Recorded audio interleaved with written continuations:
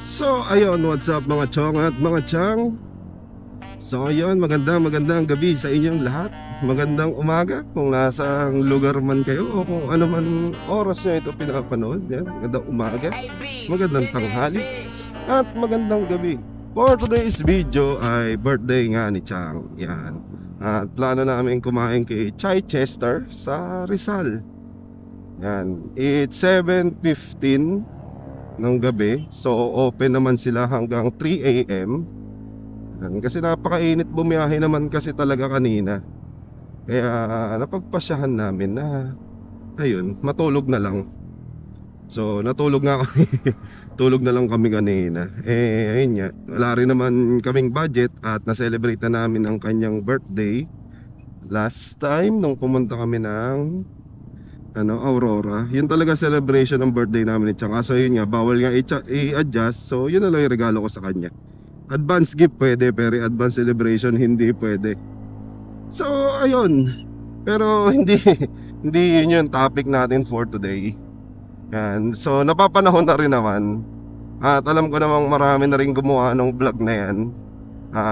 Tungkol to sa camping. Yan, diba? Ang dami kasi ngayon naglalabas ang video, yung mga vlogger na nagmo-motocamp, mga nagka-car camping, at yung iba may trekking na may kasamang camping. So hindi naman ako professional pagdating sa camping, pero naka-experience naman ako. Yan, ilang beses na rin naman. May mga overnight, mayroong mga balikan, pero dahil sa trabaho natin, hindi ko pa na-experience yung balika. Kaya 3 days, ganun, 3 days 2 nights, 4 days 2 nights. Yan, sana itong darating na October 22, 23, 24, 25 magkaroon tayo ng oras na makasama dun sa event ng ating isa sa mga hinahangaan pagdating sa moto camping. Actually hindi pala, van life sila. Yan, sila Boy First Time. And may event sila sa Camp Sitio Tangal na 4 days and 3 nights. Yan, bisitahin nyo lang yung page nila kung gusto nyo sumama. Hindi naman siya raw camping, kasi meron naman doong kuryente at meron din doong mga CR. Yan. Isa pa sa hindi ko na-experience is yung raw talaga, raw camp talaga. Ayan. So sa ma-experience pero hindi pa kami ready. So masyadong mahaba yung intro ko. Eto na nga ang mga basic tips at mga kailangan nyo dalhin pagdating sa pagka-camping.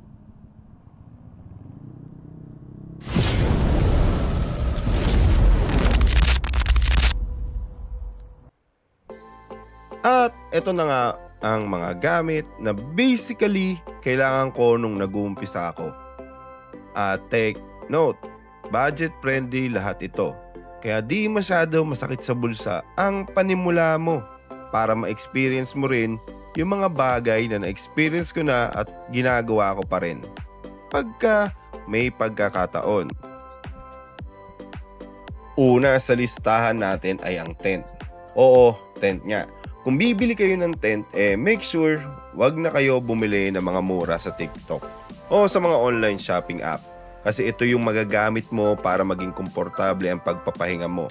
So make sure bumili ka ng entry to mid-level na mga tent. Or kung may malapit sa inyo na tindahan ng mga camping gears, try nyo bisitahin ito at doon mamili ng mga tent na tugma sa panlasa nyo. At ito, make sure na huwag kayo bibili na hindi all-weather.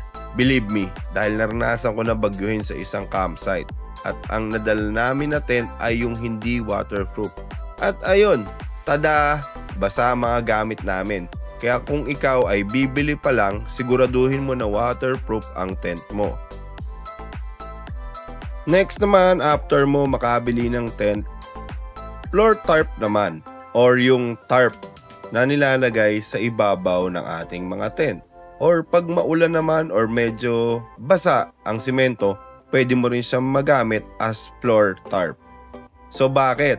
Kasi pagka sobrang init ng panahon is directly yung araw tumatama sa tent mo at nagiging parang oven sa loob nito sa sobrang init. Unlike na meron kang tarp sa itaas, hindi directly ito tatama sa tent mo. especially pag maulan o mahangin. Hindi rin directly tatama ito sa tent mo, lalo na pag umuulan. Kahit na waterproof ang tent mo, meron pa ring angge na pwedeng pumasok sa loob ng tent mo. Kaya mas mainam na meron ka nito. At yung flooring, maganda rin to para maiwasan yung mga insektong gumagapang na pumasok dun agad sa tent mo. Makikita mo ito na pagala-gala lang dyan sa gilid. So kung meron ka nitong floor mat or floor tarp, mas maiiwasan mo yung mga insekto na pumasok sa loob ng tent mo.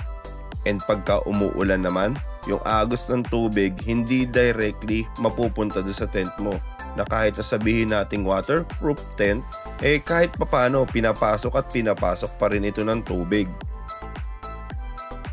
Next naman is optional lang naman.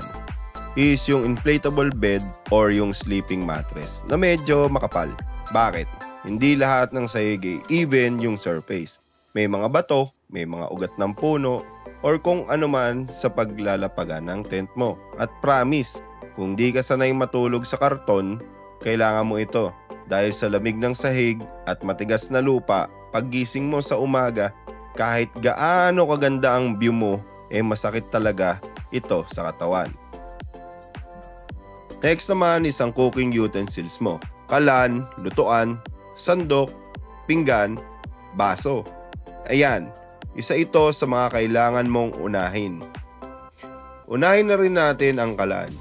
If ikaw ay magmomoto camping or trip mo is pack light and travel light, maraming kalan na portable na butane lang ang ginagamit. At may iba't ibang uri ng butane. Merong maliit, meron din namang malaki. So ako, pag nakamotor is yung maliit lang ang dala ko. Pero if sasakyan naman medyo malaki. Pero if trip mo, canned foods lang ang kakainin mo, nasa iyo naman yan. Ako kasi mas trip ko magluto every time na aalis, para mas masarap ang experience sa bawat pupuntahan mo. Next naman is chair and table. Ito, optional ito. Pero kung hindi ka adventurous type na tipong trip mo raw camping, hindi mo na kailangan to. Pero kung casual camper ka, kailangan mo ng maayos na upuan at lamesa. Hindi man sobrang laki, pero kailangan mo ito para hindi naman laging nakapatong sa lupa ang mga gamit mo at di ka lagi nakaupo sa sahig. Next naman is syempre, sure mag-overnight ka. Kailangan mo ng liwanag. Need mo ng power bank. Or if rich kid ka, pwede ka bumili ng power station. So ako is power bank lang. At mga rechargeable na ilaw. All goods na ako dun. Pero tip ko lang din, if bibili ka ng ilaw, bumili ka ng warm lights. Yung medyo kulay dilaw o ma-orange. Pero kung gusto mo naman ng puti, good luck sa'yo. Promise, magiging best friend mo lahat ng insekto sa paligid mo. And lastly, first aid kits and mga plastic bags. So syempre, kailangan mo to kasi di mo alam kung kailan mo ito magagamit. And hopefully, hindi mo talaga ito magamit. Pero if ever man na may mangyari, at least meron kang paunang lunas sa mga sugat o galos o kung anong man ang mangyayaring hindi maganda sa pagkakamp. At syempre, plastic bags.